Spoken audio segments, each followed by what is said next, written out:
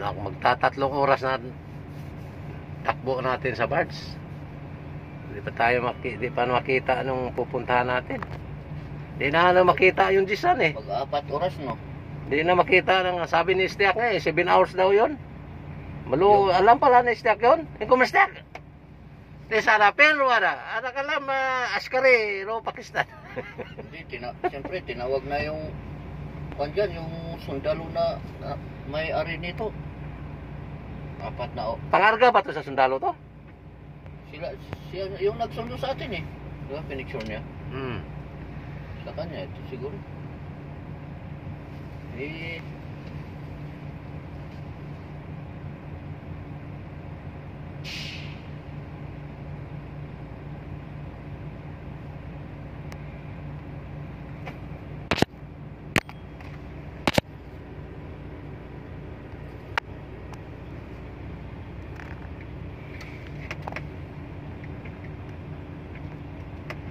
Yung rampa ng barko.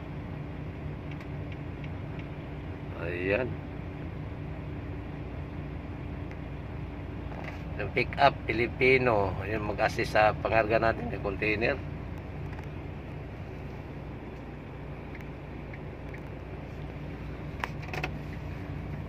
Di tayo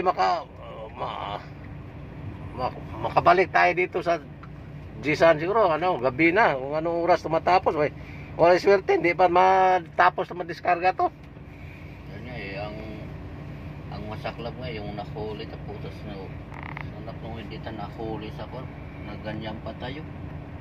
Yung mga iba dyan na, papabalik-balik na biyahe. Ang dagdag naman ni Juan dito, 50 o ano. Kung sa next na kon, ayaw ko biyahe dito sa Jisan.